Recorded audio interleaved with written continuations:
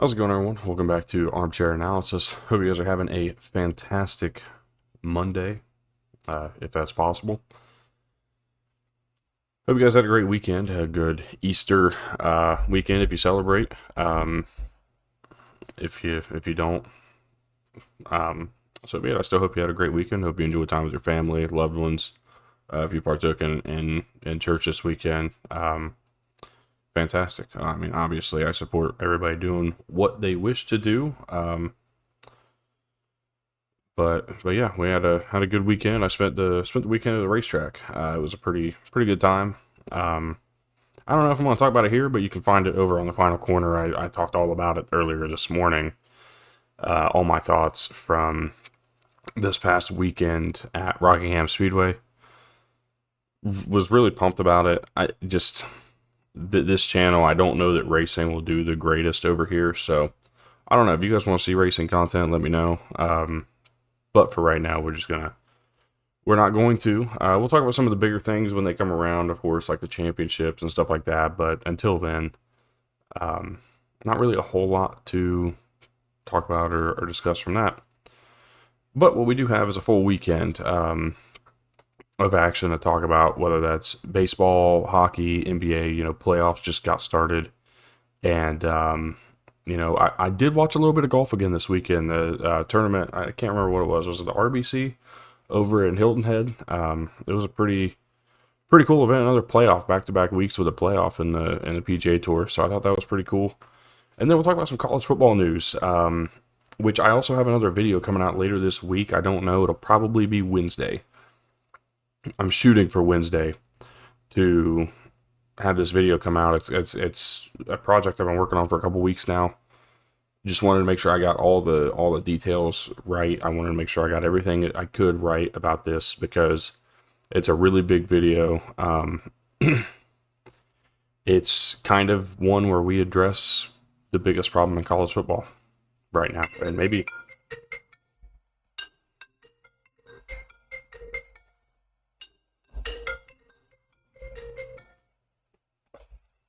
Jeez, you can't even do a video.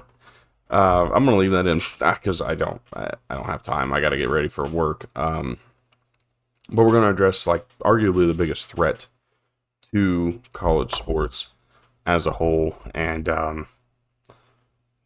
yeah, I'm super excited to get into that because I've been working really hard on it, trying my best to make it a good experience and a good video for people to want to tune into and really hopefully engage viewers and not just seem like a clickbait title. So without any further interruptions, I had to make sure that she knew that I am okay just in the middle of this. So let's start with the MLB. Actually, let's start with golf because I really only have one thing to say, and it was a great tournament. I really do love the Hilton Head course. Again, I think it was RBC Invitational. I'm not sure, and I don't mean to seem ill prepared. But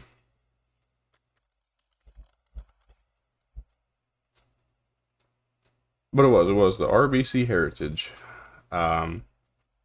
course. So hey, look at that. I got something right about golf.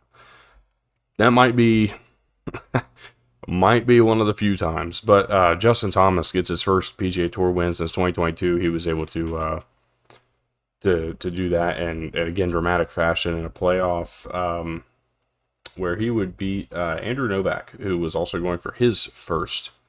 This would have been Novak's first career PGA Tour victory, and I think he's got some coming, especially the way he was able to play this weekend, being in contention. I thought it was a really solid. Really solid weekend for him. I don't have a whole lot else to say. Again, I don't know enough about golf to really talk competently about it. I think that I think it's fun. Don't misunderstand what I'm saying. I just don't know enough, and maybe one day I will, but for right now I don't. But I was happy to see Justin Thomas get the win because I do know that he was huge. I think it was 20. He had like 15 wins from like 2015 to 2022, and then hasn't won since 2022. He's a new father, and that's always cool. He was pretty emotional about that win.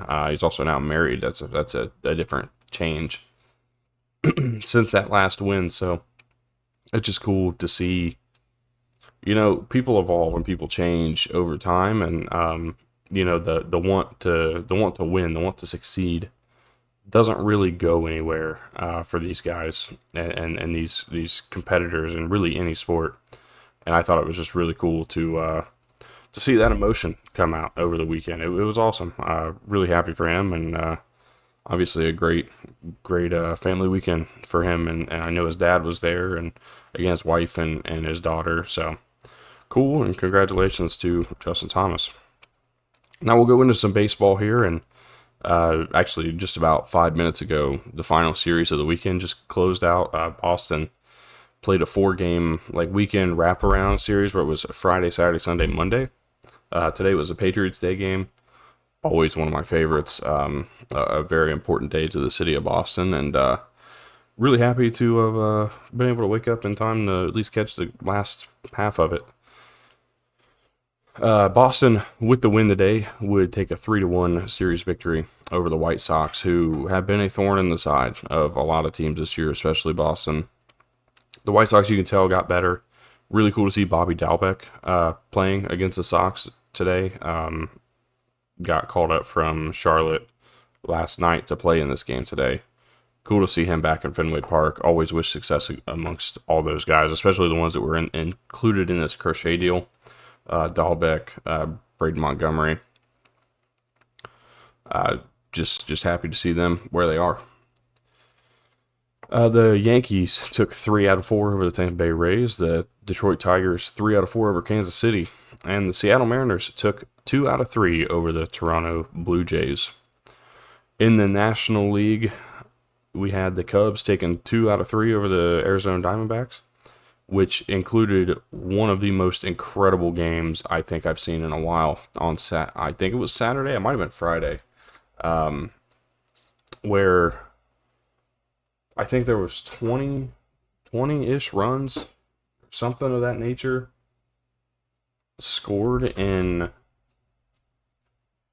the 7th inning, if I'm not mistaken. Give me a second. I want to find this because this was actually a really cool stat line that I want to find for you guys. And here it was.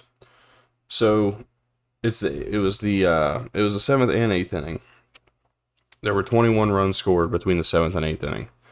5 in the bottom of the 7th by the Cubs, 10 in the 8th by the Diamondbacks, and then 6 in the bottom of the 8th by the Cubs to take the lead and win this game 13-11 on 18 hits for the Cubs, 15 for the Diamondbacks. 3 errors from the Cubs, and Ryan Presley ended up getting the win. And this was an interesting stat. Speaking of plenty of interesting stats, the reason that Presley got the win is because the scorers determined that Ethan Roberts did not pitch effectively enough for long enough to be granted the win. They actually gave it to Ryan Presley, who would come in and relieve him for 1 inning, where Roberts pitched a third of an inning, allowing 1 hit, 1 run, and 1 home run. Whereas Ryan Presley pitched a full inning, allowing 1 hit, no runs, and ultimately getting the win over what would have been the save. A really cool little stat line there, and I don't know if it's cool, but it's interesting. It was interesting to me to see the scoring change, who would be granted the win. So that was cool. That's not the first time or the last time we saw scoring changes. We also saw in the Yankees and Rays series, Max Fried had a no-hitter going into the 7th inning, and it was taken away while they were in the dugout because of a scoring change on the back end of a play that was initially called an error on Paul Goldschmidt. It was then ruled as a base hit, ending the no-hit bid for Max Fried. At least I think it was in the 7th. It might have been going into the 8th. He might have been 7 strong at that point. But the play resulted in the bottom of the 6th. So, interesting. The Yankees, like the Yes Network, was all over the score. I'm not going to say his name, because, I mean, is it a deep thing? Yes, I mean, it took away a potential no-hitter for Max Fried. But at the end of the day, it's that's just baseball. Nothing you can do. Carrying on with the National League, though, Washington took 2 out of 3 over Colorado. The Phillies took 2 out of 3 over the Marlins. And the Mets, 4-game sweep over the St. Louis Cardinals. The Cardinals are starting to come back down to earth a little bit. The Mets are also starting to kind of get themselves figure out how they're going to work together and cohesive with each other. And I think once they do that, they're going to be a really tough team to beat. But a big 4-game sweep over the St. Louis Cardinals.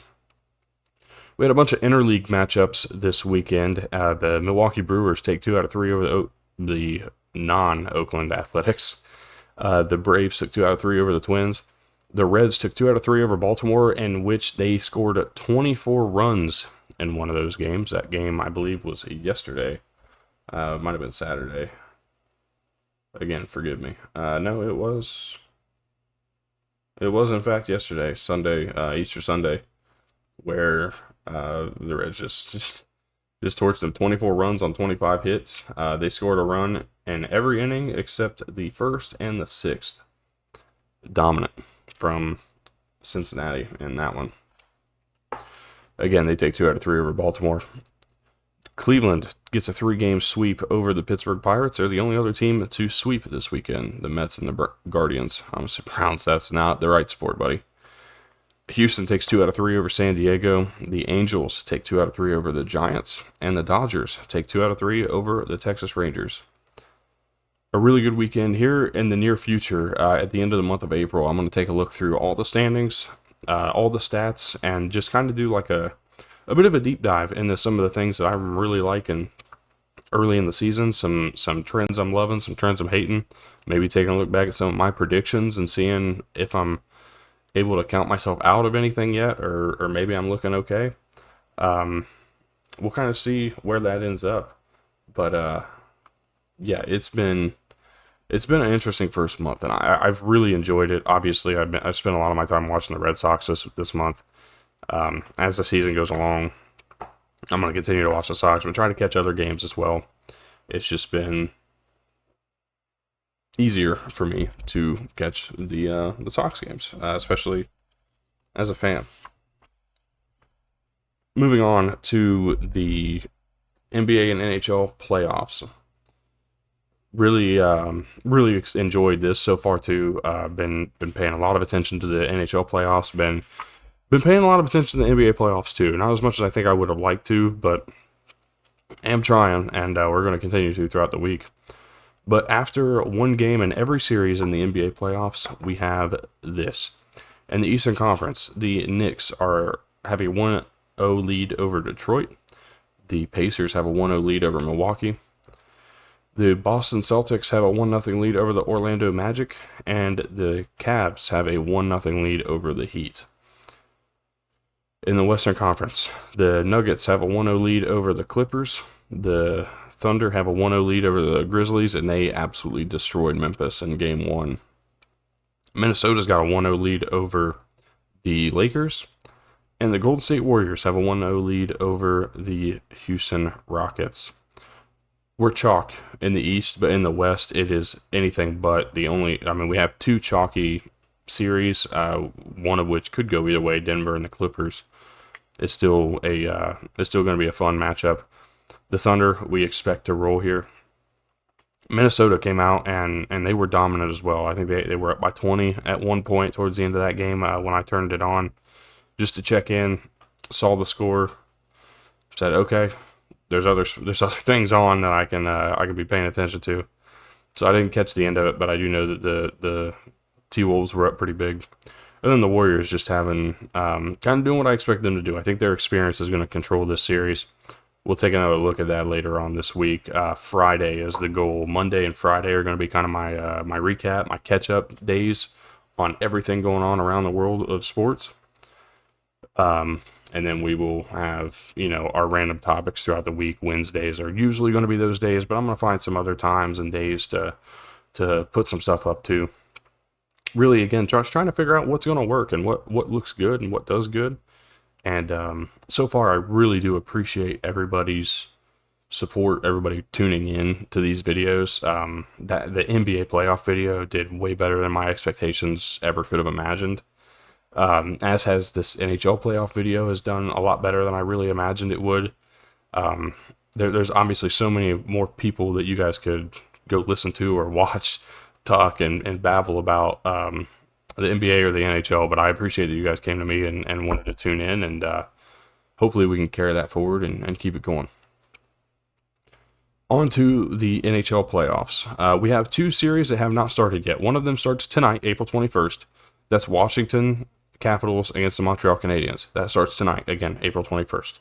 Starting tomorrow, April 22nd, Florida and Tampa Bay, the Battle of Florida, going to be going on. And I'm really excited for that series. I think it's going to be a tough one, a big-time battle. So we got two series in the East that have not started as of the time of recording this video and as of the time you're even seeing this video if you see it when it goes live.